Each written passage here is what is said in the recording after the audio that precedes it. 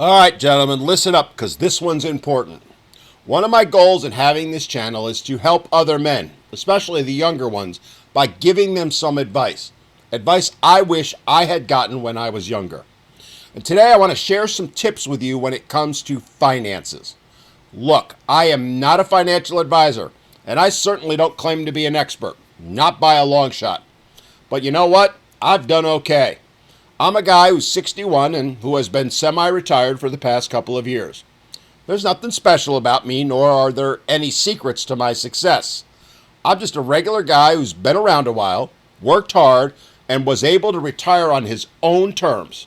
And along the way, I learned a few things. And I want to help you by sharing some of what I learned so you too don't have to spend your entire life working simply to survive, as so many men end up doing. So if you're a younger guy trying to figure life out, especially when it comes to money, here's the straight talk I wish someone had given me in my early 20s. First, and probably most important, save 10 to 15% of your salary every single paycheck. The power of time and the resulting compound of interest, the interest that you earn on your money, simply can't be matched. While there are no guarantees when it comes to investing our finances, in my opinion, it's as close as you can come to having one. So start early and bank often. If possible, have the money set aside and put in your savings before you even see it. If your company, for example, offers a 401k, put the max amount you're allowed to into it. Which also, by the way, is a great way to give yourself a raise because most companies offer some sort of match. Even if it's 3 or 4%, that adds up to huge dividends in the long run. Also, if your company has the ability to set money aside in a savings account, then do it. A trick I used way back when was I worked for a company that had a Christmas Club account, a savings vehicle. It was a way to set money aside each week from your paycheck, and then you'd supposedly use that to cover your Christmas presents. Well, I did that, but I used it in two ways. Yes, I paid for Christmas, and I had a budget for that. But I also had set aside a little bit extra, and then I used that money to invest in other things, some of which have paid off huge. Men, remember this axiom. It's one I live by. Money not seen is money not spent. And the more you can set aside before it gets into your bank account, the better. The bottom line is this. Start as soon as you can to set aside enough money in whatever way you need to equal 10 to 15% of your annual earnings. Do it before rent, before food, before fun. And if you can't put that much away, try to put away at least something. Even if it feels small now, it's about building a habit. As I said earlier, time, consistency, and compounding will usually turn that small amount into something big when you get to be my age. Start young and you'll be way ahead of the game. Next up, don't use credit unless you absolutely need to or can manage it properly. I'll tell you right up front, I pay for everything with a credit card. But what I do different than most is that I pay that card in full every single month without fail. And this accomplishes a few things. First of all, because I run everything through my card, I haven't paid for an air flight in about 15 years. I use the points I earn to cover it. Next, because I pay that card off every single month and carry no other credit card debt, or really any debt except the little bit I have left on my mortgage, I have a credit rating that is about as high as you can go. And because of that, I'm able to get other financial perks and discounts. For example, did you know your credit rating affects the amount you pay for car insurance? Well, it does, my friends. And with the way the rates are rising every year, that matters. Look, I get it. Credit cards are easy to get, and yes, they are useful. But for most people, they end up being a trap. It's so easy to swipe and forget. And then at the end of the month, it rolls around and you're smacked in the face with a bill that's more than you can pay. If you're going to use a credit card, monitor your spending. I check mine literally every day. I have the app on my phone and it takes me all of about 30 seconds to see where I'm at. And if I think it's going to go higher than I want it to, then I cut back my spending. The last thing you want to end up doing is carrying a balance, my friends, because that interest adds up quick. Most cards now are somewhere between 20 and 30% interest. If you owe, say, $10,000 on your credit card and are only making the minimum payments, you're going to accumulate another $3,000 in interest on that card. $3,000 which could be added to your savings and investments or even used to fund a vacation every year. Like I said, it's okay to have a credit card or two, but make sure you're using them judiciously. Think of it this way. Ask yourself, if I didn't have the card and had to pay cash for whatever it is I want to purchase today, would I still be able to afford it, or would I even want it? If the answer is no, put the damn card away. Number 3, you want to kiss. No, not that kind of kiss. Kiss as in keep it simple, stupid. This is one lesson that I had to learn when I was younger, but now it's become so ingrained in me, I don't even think about it. Look, boys, do you really, and I mean really, need that brand new $80,000 F-150 or Tacoma? Do you really need that new iPhone that comes out every year, the one you wait in line for hours to get on the day it comes out? No, you don't. Those aren't necessities. They're status symbols. Don't go spending money you don't have just because your buddies are.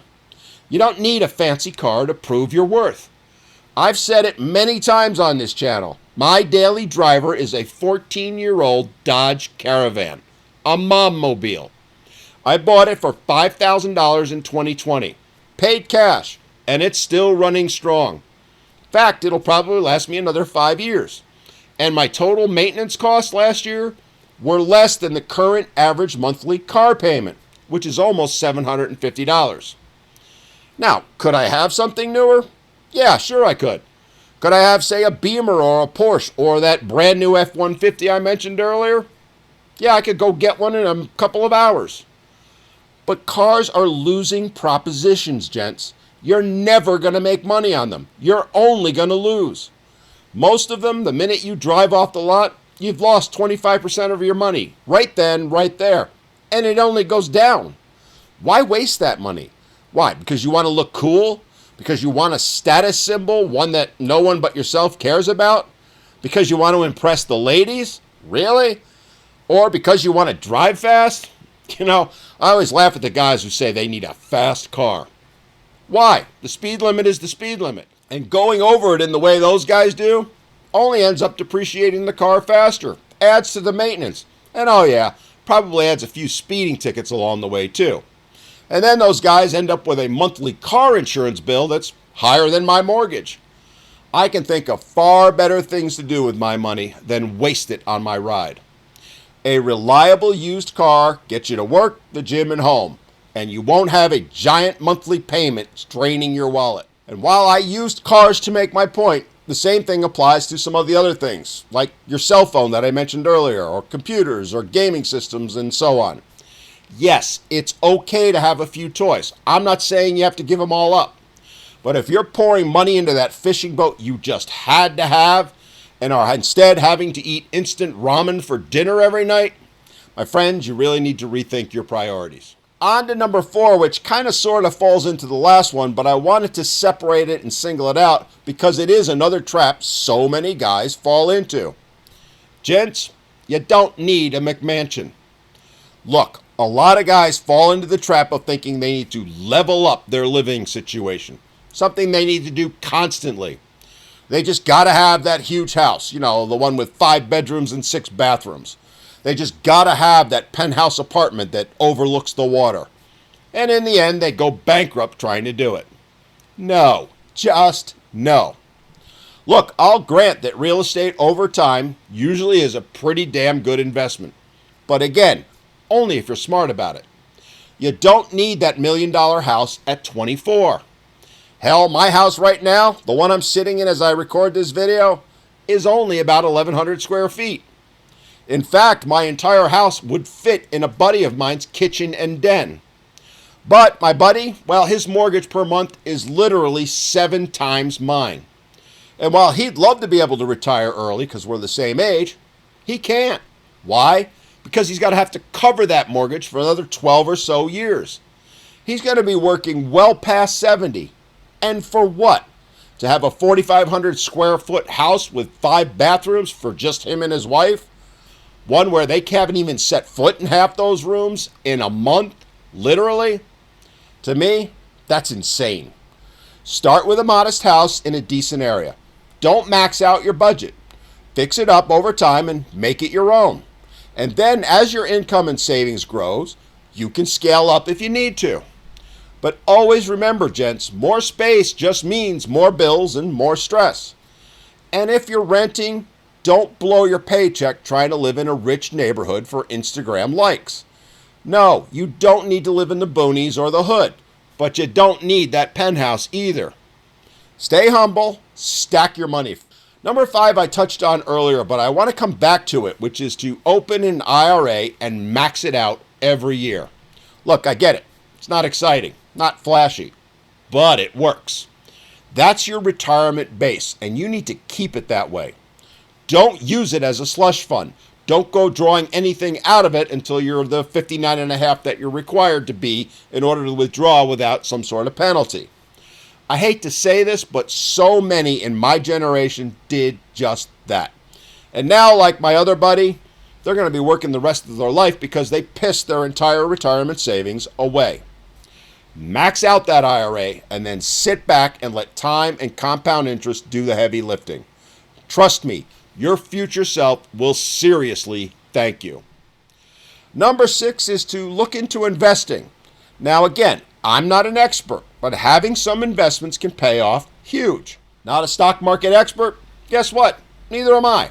And the truth is, most people aren't. But I've bought stock for decades now. But I did so by using mutual funds or managed portfolios. Something that spreads out the risk and grows steadily over time.